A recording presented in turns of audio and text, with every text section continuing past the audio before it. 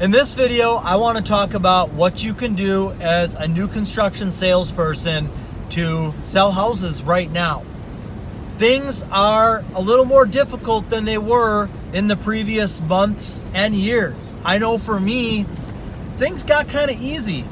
I was able to pick and choose who we wanted to build for. Not saying that you shouldn't do that anymore. But I was really able to pick and choose who we wanted to build for. I didn't have to be as responsive as I should have been. I didn't have to fight tooth and nail for every client. I didn't have to turn around pricing to a client the next day or even that day.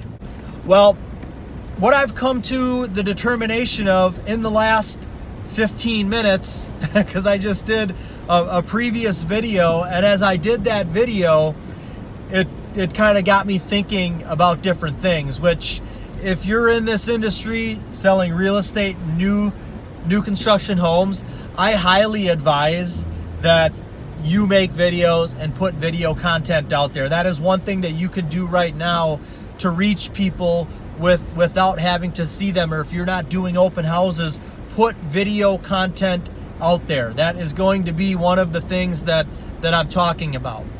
So right now, one of the new norms for me, and I did one last week and it had really good successes, we hadn't had an open house at our model in a little while. So my dad said, and I'll give him the credit for this, and this is something that I used to do, but I got soft. I got a little soft with how good the market was in the last 6-7 years, and I'll admit that. I can change. I know I can change. I'm gonna change, and it's no big deal because I know I can do it, and so can you.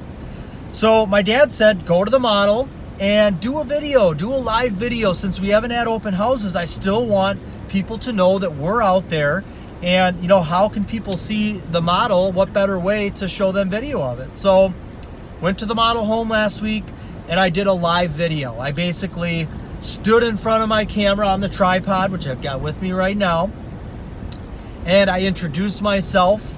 I explained a little bit about the house that we were going to be walking through, gave some of the statistics, and then I said that I would put a link for the floor plan, and this house was listed for sale, so then I said I would put a link for the MLS listing with all photos in the description so that they could see more. And then basically I took the camera, I flipped it around, and I gave a tour of the house. And while I was doing that walkthrough, there were people that were watching. I had up to 40 people, which isn't a lot. It is, if you think about it. Have you ever done an open house and had 40 people inside the house at one time? That's a packed open house. So pretty cool to think of it like that. So I had 40 people, had people asking questions. And then once that live video was over, I boosted the post. I put out a $100 boost on that post. And I did that, actually I did that on Saturday. Today's Wednesday. The video has almost 9,000 views and it's got a lot more comments, including a comment from somebody who asked, do we build in such and such area? Now, I have to get some more information to find out if we can build in that area. And who knows, this may just be a random, on Facebook, you can't just, it's not like if somebody comments, they're in. You've got to build there. So who knows what's going to happen. I'll keep you updated on that, but I got an inquiry. So I am on my way right now to another home that we are going to be finishing up soon. It's a different floor plan, kind of a popular floor plan for us. I'm going to do the same thing there. And I'm going to start doing one of these live videos every week because I'm not at the model. I'm not doing open houses.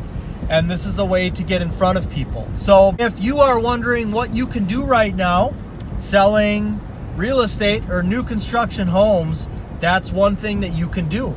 Start doing live videos and put yourself in front of the camera for a little bit because people need to make a connection with you. Don't just turn it on and show the house.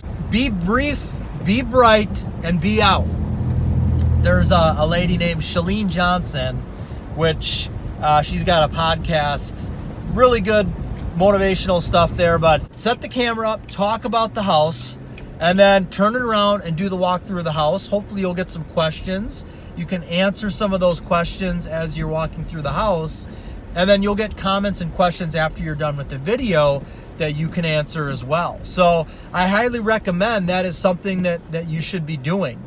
Aside from that, you could go to a house and you could do a video on how they installed windows, or what type of windows are used, or you could just do a video like I'm doing right now, driving in your car, talking about how your real estate market is, or just giving any type of information pertaining to, home building or real estate, and putting it on your Facebook page or your YouTube page or your Instagram. So start to make video content, because I know for me, one of the reasons I got away from doing this is because I was too busy with everything else and I didn't need to.